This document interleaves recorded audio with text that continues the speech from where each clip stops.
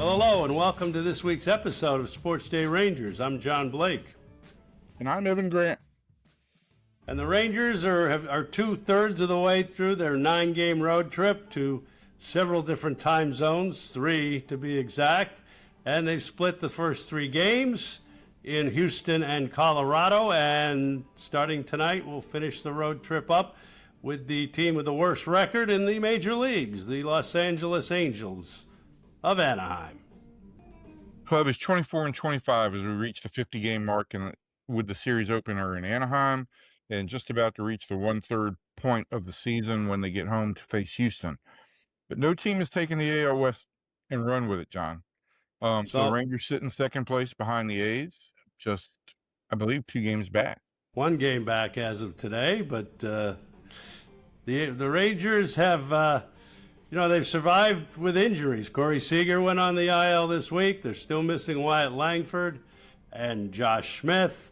And Brandon Nimmo came out of yesterday's game in Colorado with a hamstring injury. But the team has seemed to be pretty resilient to this point. And we'll talk about that in just a minute.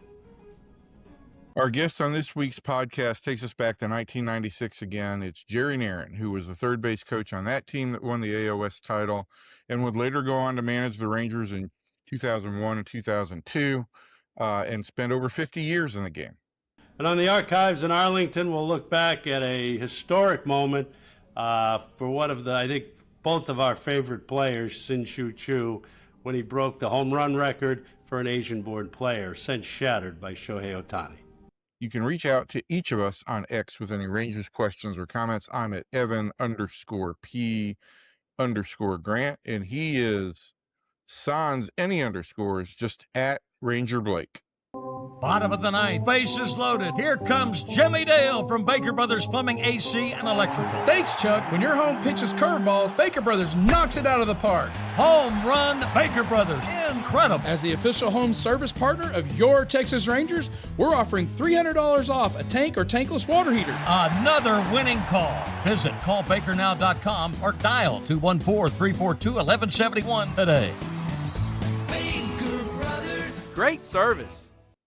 So, Evan, you're kind of on assignment. You're taking a few days of respite here between series with the Astros, but you're following the team from afar. I'm sure you witnessed the Rockies series. It just came to a conclusion on Wednesday, and interesting series. But over the last 4 games, the Rangers have scored 29 runs.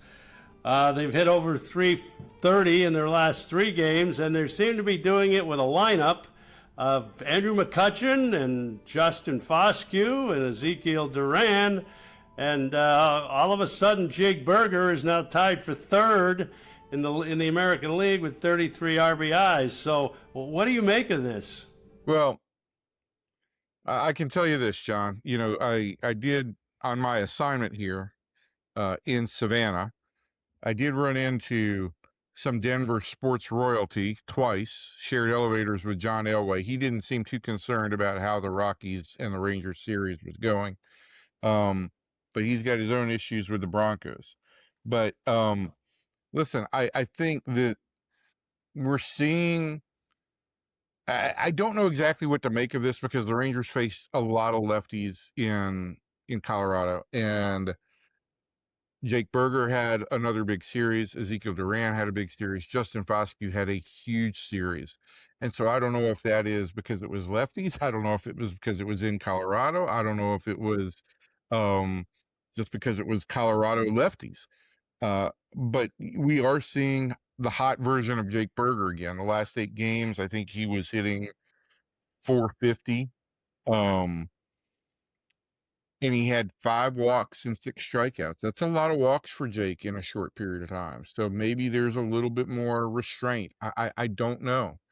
It's hard to figure him out just because he is so streaky. But when he's going good, the Rangers need to take advantage of it. And I look at this first 2/3 of this road trip and say, okay, you went 3-3.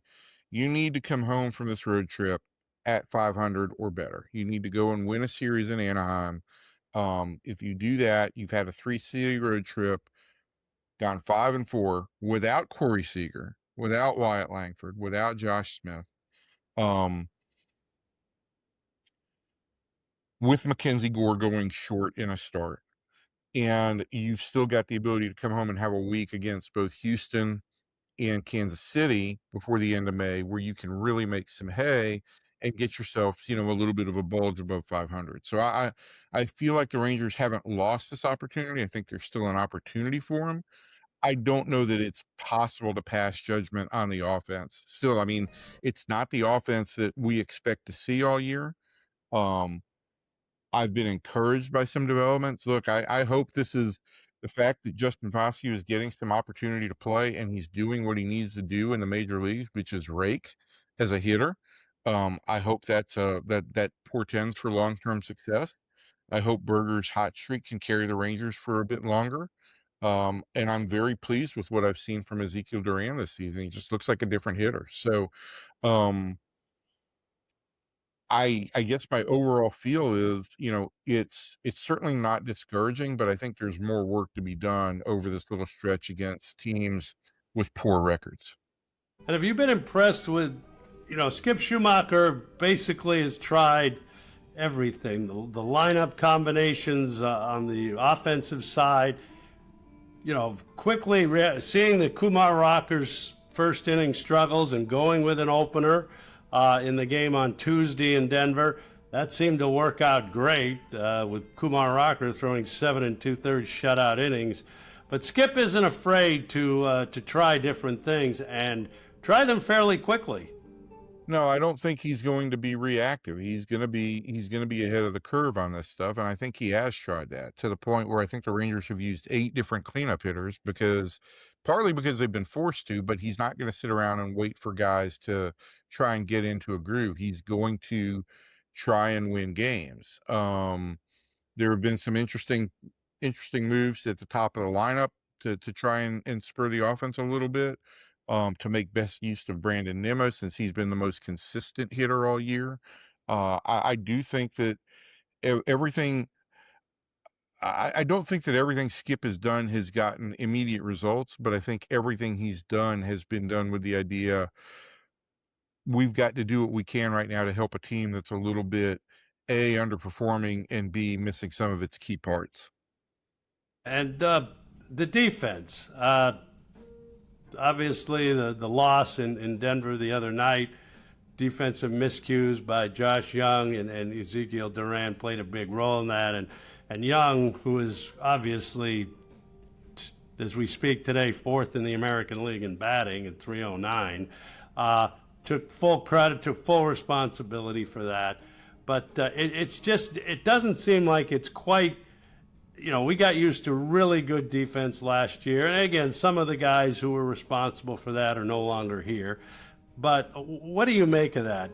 Skip came in with wanting to hit the fundamentals. And you think, they looked at, watching them early on and all the work they do, early in the day and everything, you would think they'll be able to clean that up.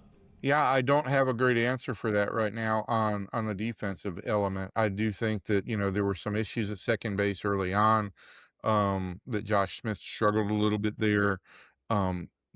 What's been mystifying is how bad they've been at handling pop flies. And, Josh has not played a great defensive third base. All I know is that he's aware of it and he wants to address it. And those are the things that you hope over the course of this year just get better. I don't have a real logical answer for it because Skip is a stickler for fundamentals, and I know that Corey Ragsdale works really hard with these guys, and he's really diligent, and he's a real encouraging infielding coach. But I don't know why the ball has found the Rangers in awkward positions this year, and I do think that they will. I just don't think Josh has approached the ball as cleanly as he has in the past, and I think the Rangers will work on that a little bit. Particularly for me, it feels like in charging some of those balls that they've just eaten him up, and I think the Rangers will work on that a little bit. And last for this week, I think moving to the bullpen a little bit, Jacob Latz has just been unbelievable. 2 inning saves. On Wednesday, pitching the last 2 innings, getting the win.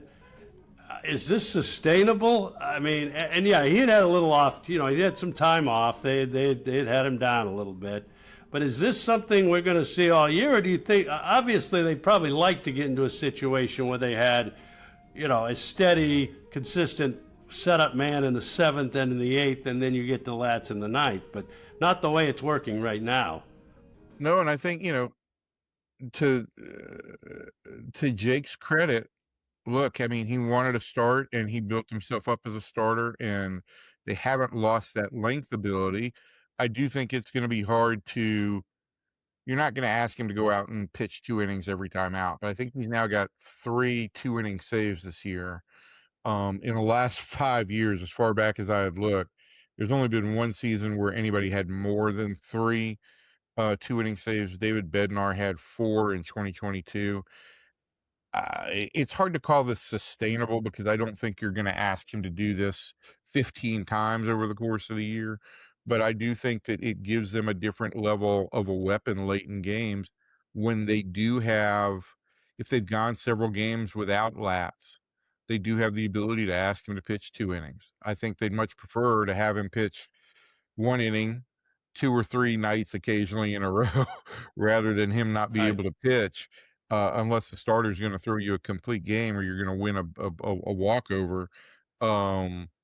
But yeah, I think he does add a different element there, and I think he's so eager to have a important role on this team. I don't think he cares if he pitches 1 or 2 innings. He's got the right amount of ego, right? He wants to have an important role on this team, but he doesn't care what he has to do it. Well, we'll see what happens. The Rangers are in Anaheim. We're set up with the top 3 in their rotation as long as Mackenzie Gore is ready to pitch on Sunday, and we'll see tonight if Jacob deGrom can get that elusive 100th win. So, but you're right. I mean, they need to come home on this road trip with a winning record and get to 500. That would be the first thing. As this division continues to mystify, and Mariners can't get it going, a lot of injuries, and the Astros, same thing. So Rangers are right there. Well, I guess we'll see what happens here. But I don't think anybody expect it's been 500 or so for pretty much the first 2 months of the season. Right. And I'm sure that frustrates fans. And I've heard from a number of fans that are frustrated about the offense over the past 2 years. But look, I think that if this team gets above 500 by the end of May, that's an accomplishment. June is going to be a little bit of an uphill battle just because of the amount of games the Rangers play on the road. I think they're only home for 9 games. And so you want to hold your own there. But after that, you've got a July, August, and September where you've got a tremendous home field advantage. You've really cleared the hardest part of your schedule. And if the Rangers are in position, I expect to see them surge then. So we'll see what happens here, and when we talk again about the team. And for now, though, our guest this week is Jerry Narron. Has had an incredible career over 50 years in baseball. Was the starting catcher for the New York Yankees in 1979, the night after Thurman Munson died in a plane crash. And I was at that game because I was working for the Orioles. They were playing the Orioles in New York, and it was incredible. It was so moving. But a long association with the Rangers, going back to being a coach in the 90s on those division-winning teams, managed the club for a couple of years in 2001 and 2002, and then came back as a special assignment scout, and his family has a long relationship with Josh Hamilton. So we'll catch up with Jerry next.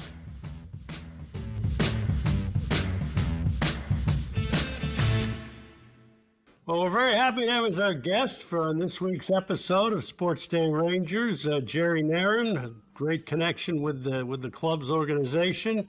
Just a little background, which Evan loves when I give background.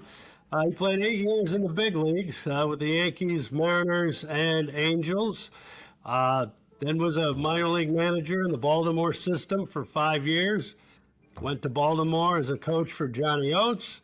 Came with Johnny to Texas in 1995 as the third base coach, and then was when Oates stepped down in May of 2001. Jerry was took over as manager, managed the club through the 2002 season, and then went on and managed the Reds 2004, 2005, and has been a coach for a number of teams, including most recently the Angels with Ron Washington in 2024 and 2025, over 50 years in professional baseball. And Jay, thanks for taking a little time to talk to us today. I appreciate you having me on. It's great to see you guys. So let's just start with with your relationship with Johnny Oates and Doug Melvin and coming to Texas. What were your initial? You were coming in after the '94 season. You guys had the replacement players right away in the spring of 1995, and then of course the team took off and won 3 division titles. So, what were your initial thoughts coming here? We were looking forward to it. John, we were in Baltimore. We would have loved to have stayed in Baltimore, but Peter Angelos, new owner, came in there and wanted to make a change, which ownership always does. But we knew Texas had a lot of talent, and it was just a matter of getting a winning approach in there with different people in there and see what could happen. 95, we did okay. And then 96, it was just, a really great year for us. Jerry, I during your time with the Rangers as a coach on the staff, you got the everyday exposure, obviously, to Johnny that fans didn't see and saw what he did in the clubhouse. And I don't think that this generation of fans has enough appreciation for what Johnny did in terms of building relationships in that clubhouse. But can you give a little insight into what it was like when he managed the club and how he managed a lot of disparate personalities? I think the biggest thing is that it was all from his heart, very sincere man. There was nothing phony about what he ever did with the players. He wanted the players to be successful. And I think people can see when people are sincere and it's not just, a phony situation. And Johnny was just a great communicator one-on-one, I think more so than the whole club at one time.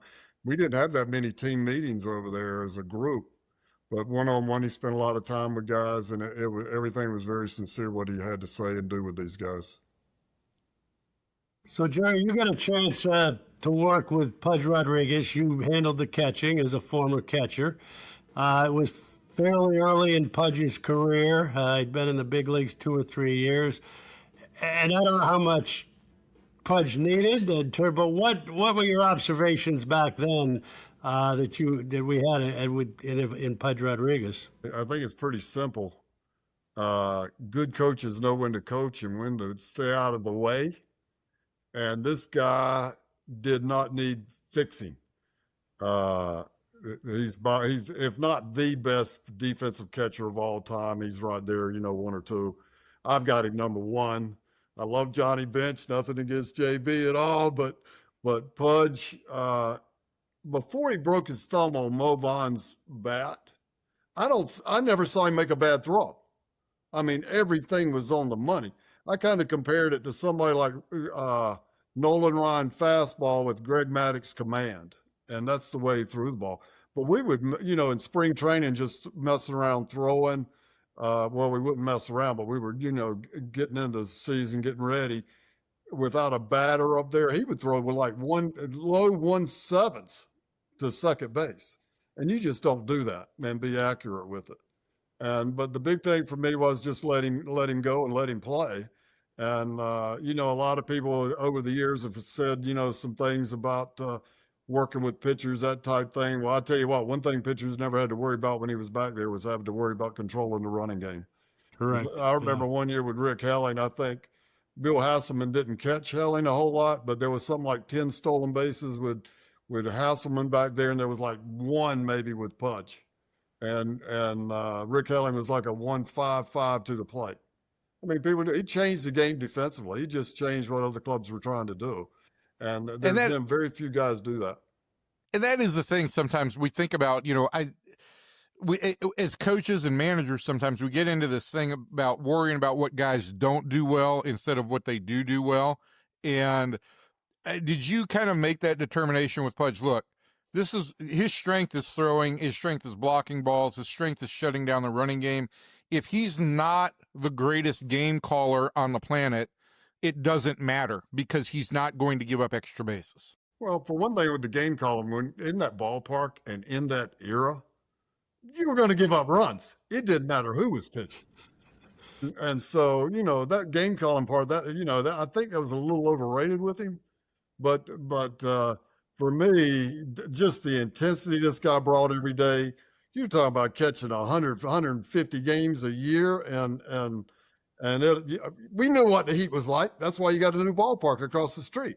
And this guy posted every day, and Johnny wouldn't DH him. Johnny was afraid of DHing, with a catcher. With only 2 catchers, he didn't want to lose a guy. And I would stay on Otzi all the time. Just DH the dude, man. But Otzi kept running him out there behind the plate. But, a great career. I am very fortunate to have been around him. And Texas was lucky to have this guy for as long as they had him. So the 1996 club, and you talk about talking to Johnny. Johnny played his starters, his 9 guys every single day. That was the one thing about 96. Unless somebody got hurt or whatever. And we had a fairly deep bench with Damon Buford, Warren Newson, Kurt Stillwell. We had guys, Craig Worthington, who started opening day and got the big win for us when Palmer was hurt.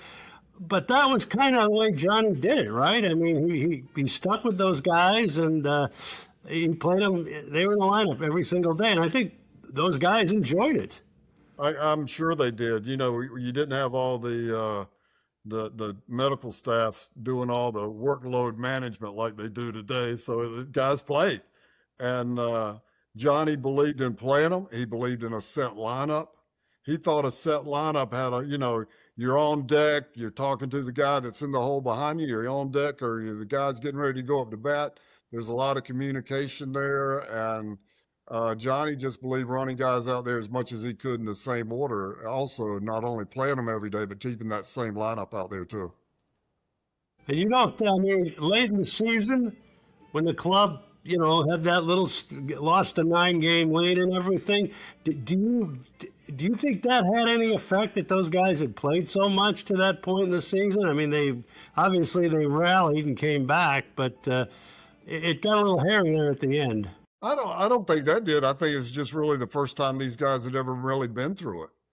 And it's when you haven't won before and you're grinding it to win, that's as much as anything. I think that I don't think the playing every day had as much to do with it as just their first time going through it. Jerry, you have been around the game 50 years. John did leave out one small detail of your career, that the night that Thurman Munson passed away in an airplane crash, you ended up being the Yankees catcher that night. So you have a long tenure in the game as both a player, coach, and a manager. And I'm in one of these phases right now where I'm very down on analytics, just because I feel like we talk about the game. Skip Schumaker said the quiet part out loud the other day, and I love Skip. I love what he's brought. But he said, right now it's a game of on-base percentage and slug. And that may be true, but it leaves out the idea of hitting. And it just feels like some of the game's basic elements are not as involved anymore. Do you feel the same? 100% agree with Skippy.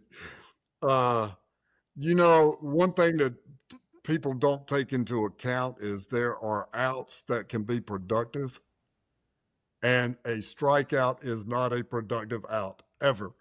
And that's one part of the game that's missing.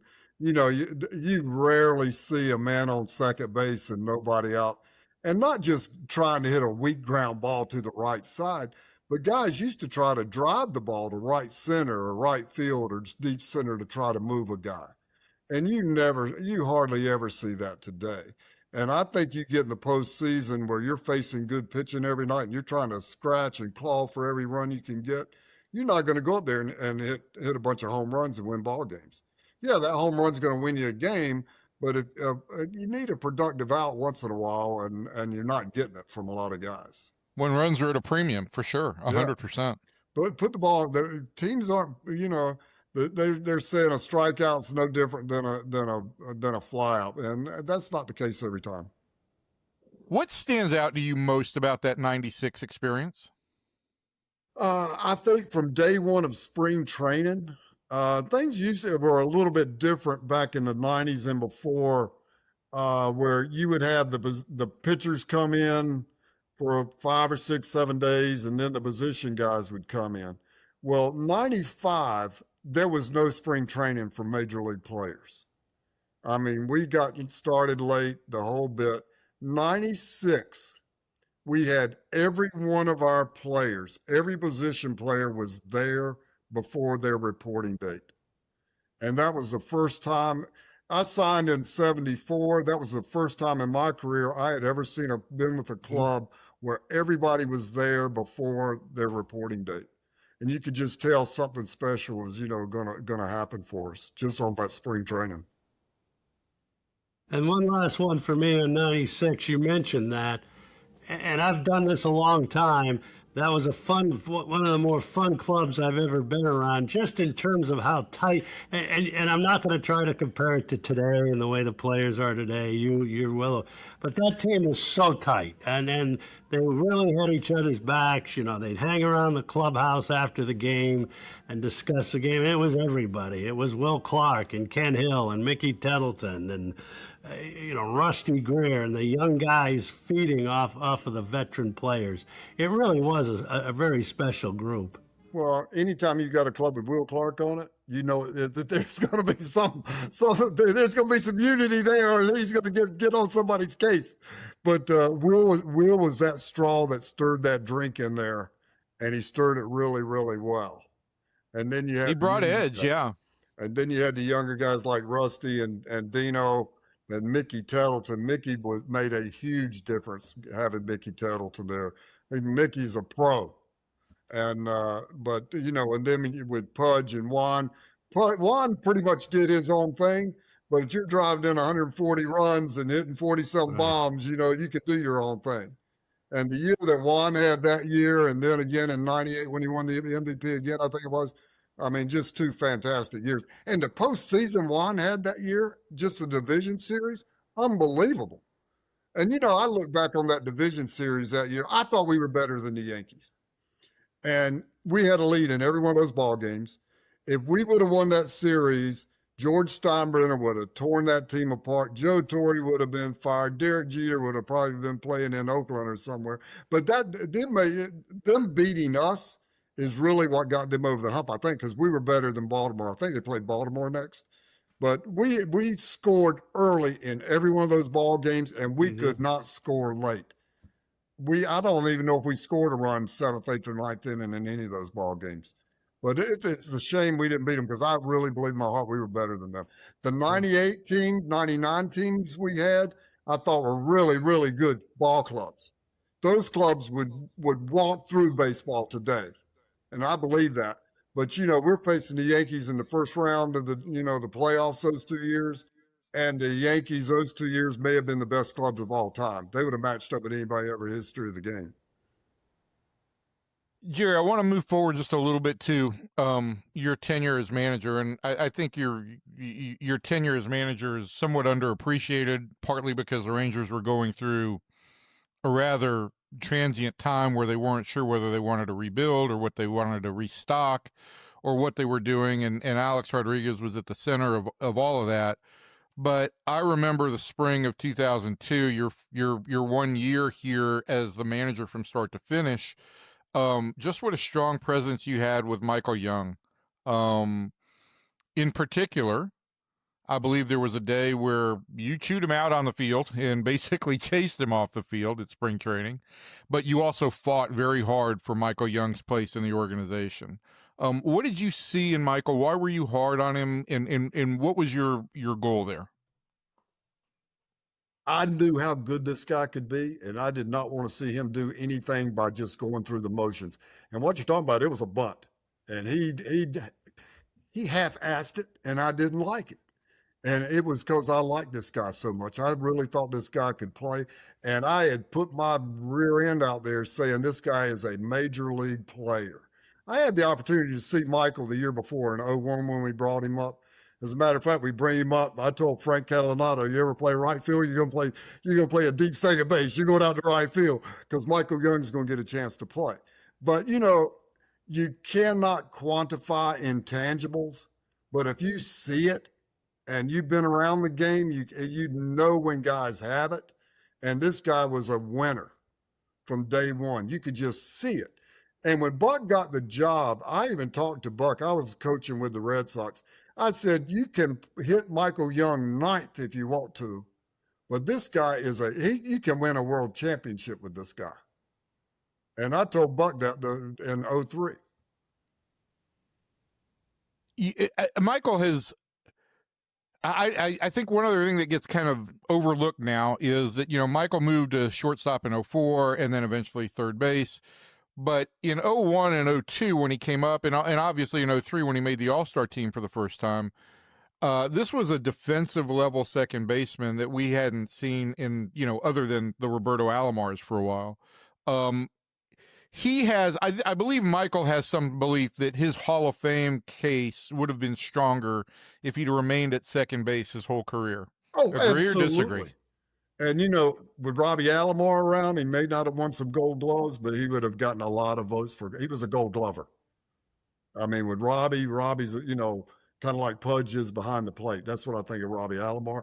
But I tell you what, Michael Young was really close to being that level defender. And you have A-Rod at short and Michael Young at second. Doggone, that's as good as it gets defensively. How hard was it A-Rod, you bring up Alex. I loved watching the guy play every day. He posted, he may have been the most outstanding player we've ever had on the field here. I mean, what he could do every single day. The rest of it, the drama off the field, I get all that. But what would you say about the time you managed Alex? Alex is one of the greatest players of all time, not just with the Rangers. This dude is you can say whatever you want to, but this guy, you just check the numbers, and they're unbelievable. Alex came to the ballpark every day with the attitude that he was the 26th guy in the clubhouse trying to make the club. Alex busted his rear end every day.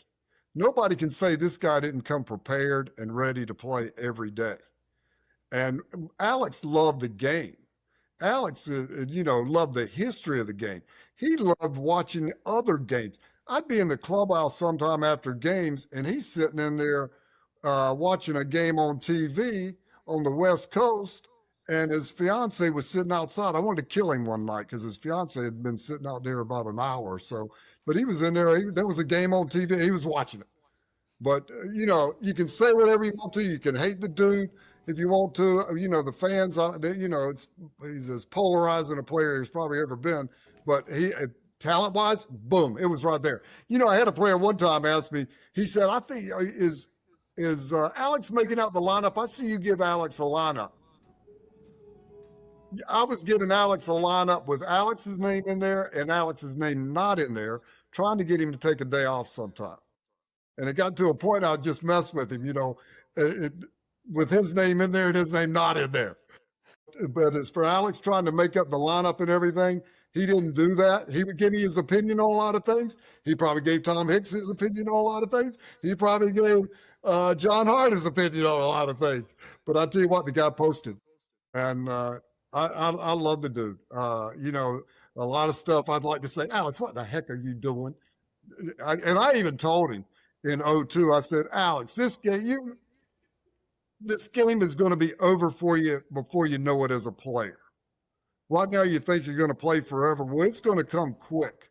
I said, don't try to be the owner. Don't try to be the GM. Don't try to be the manager or coach. Just enjoy being a baseball player. And if he would have done that, he might have hit 800 home runs. But I tell you what, man, in the ballpark in Arlington, if he would have stayed there, he'd have probably hit 60 multiple years. And everybody dogs him up with the Yankees time. He's the better defender than Derek Jeter. I love Derek Jeter. Derek Jeter is one of my favorite all-time opponents. And I love Jeter. But I tell you what, Alex was a better shortstop than Jeter was. All very salient points. What was it? But what was Not it like? popular points, but they're points. Go ahead. I'm sorry. But what there was that other dynamic that you had to manage. You had to manage the idea that this was a guy who also was talking to ownership, that was talking to the GM, and like you said, just enjoy being a player. Did that ever cause any friction for you? It really didn't for me because I'm smart enough to understand when a guy's making $250 million and nobody else is even making $100 million. If I call Tom Hicks and Alex calls Tom Hicks, he's going to get back with Alex first. I mean, I had no problem with that, but I just love being able to write his name in that lineup every day. And I didn't know exactly. I was trying to mix it up a couple times, tried to hit him third or fourth. I wanted him to come up first in, and Bobby Brady got all over me one night because I hit him fourth, I think. But y'all remember Bobby. But he would come in. He wasn't afraid to give his opinion when he came in to talk with me. But Alex, the player, absolutely love him. The last one for me here, Jerry, and I'm going fast forward now. A lot of people don't remember that you did come back and work for the Rangers again in a special assignment kind of role that JD asked you to do in 2008, and that was the time. That was at the time that the Rangers had traded for Josh Hamilton, and your brother Johnny was with the club during our whole World Series run there as kind of Alex's confidant and assistant hitting coach. What was your relationship or your family's relationship with Josh? Well, first of all, John Daniels did his homework on Josh Hamilton. I had been Josh's manager in Cincinnati in 2007, and he had a little trouble there, not relapses, but, being his first year in the big leagues. But John called me over a 2-week period. He probably called me 7 or 8 times just wanting to talk about Josh. And I'll tell you one thing JD did was he was prepared. He did his homework, and you can tell what he did after he got the ball club there. I don't know. I just thought what JD did, I could tell there was going to be something special happen there over the next few years. My special assistant part of it, I wish I would have done more. I wish I would have been involved more. That was probably my fault as much as anything, but I would have gone to the minor leagues for them. I'd have done whatever they wanted me to do. It wouldn't have mattered. I did want to be, I had a son in high school at the time, and I wanted to stay home as much with him as I could. But I did go to spring training, and would come in once or twice a year or whatever. But I was impressed with JD before I ever knew JD with what he did with Josh Hamilton, the homework that he did. Visiting with Jerry, the winter of 2008 after the trade, I went up to North Carolina to talk to Josh, but I spent an afternoon with Jerry and Johnny. And that was the one thing that Jerry had said over and over again at that point in time, is that the Rangers had really done their homework. They were really prepared on what they needed to do when they made this trade. Well, Johnny had had a relationship with Josh since he was about 6 years old. Johnny's son was the same age. They played together on a youth basketball team. Johnny coached Josh in a fall baseball league. And Johnny told me about this kid. He said, "You got to see this kid. When you get home, come see this kid." So I go see them play. It was a Saturday, and I come up to the ballpark, and there is a left-handed catcher for Johnny's team catching. It's Josh Hamilton. This dude's catching. I mean, you got a guy that could be 1-1 as a pitcher or a position player, and my brother, this smart dude, had him behind the plate catching. What's this all about? But it was easy to see. I mean, when guys can really play, it's easy to see. Josh is a guy that could have probably stepped right in. He signs as a high school kid. He'd have probably gone to spring training the next year as a minor leaguer, but he could have probably been up in the big leagues at 19 and done, held his own really, really well with Tampa.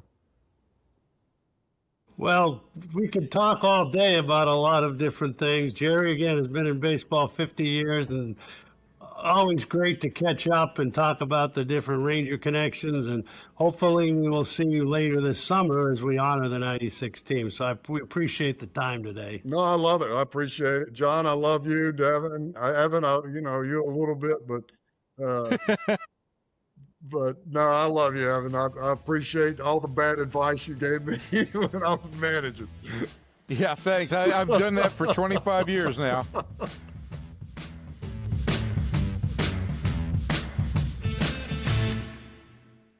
Well, just an amazing conversation with Jerry Narron. And again, he touches a lot of Ranger buttons over the years, and always good to catch up with him.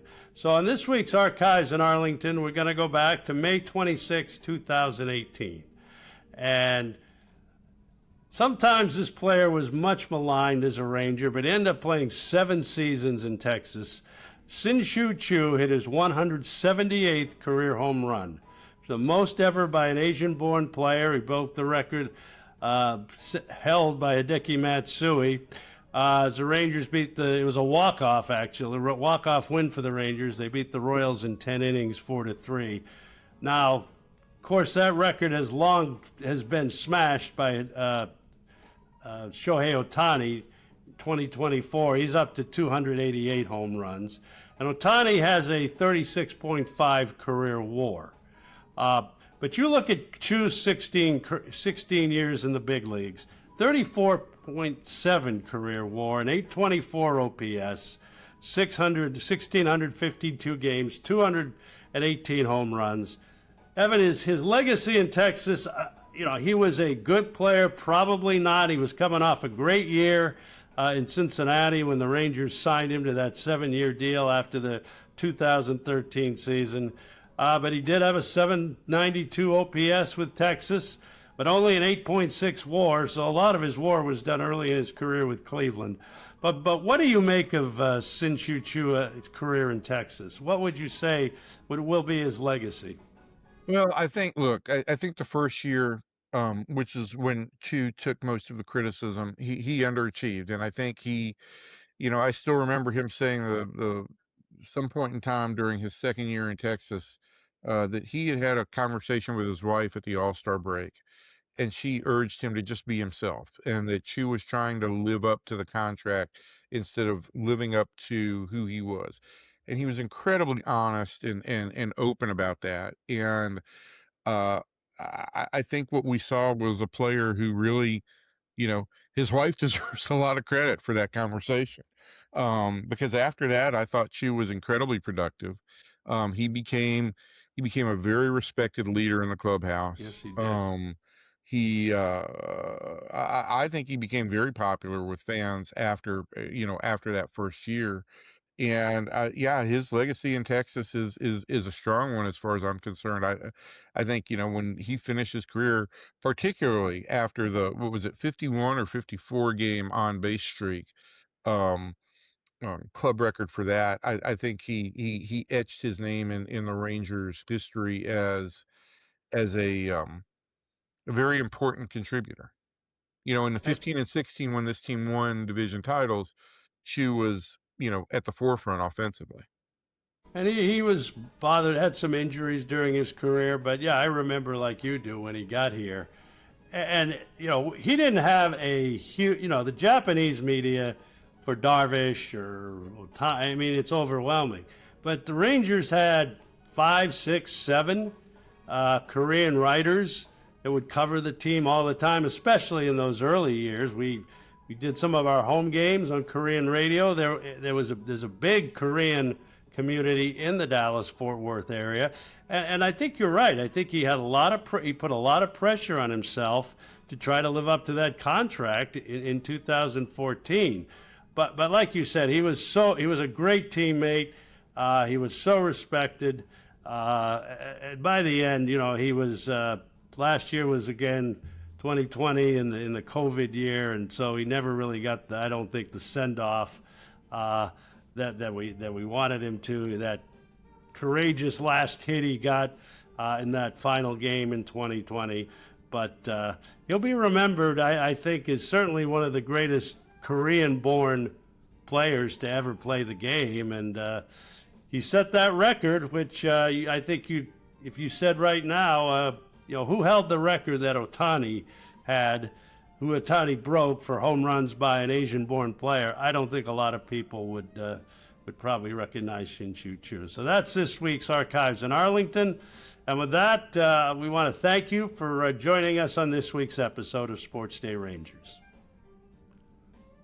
Take care, everybody. You know where you can find us. You can find me on X at Evan_P_Grant, and John remains at Ranger Blake, and we will be back soon. Enjoy the rest of your assignment, Evan. Thanks, John.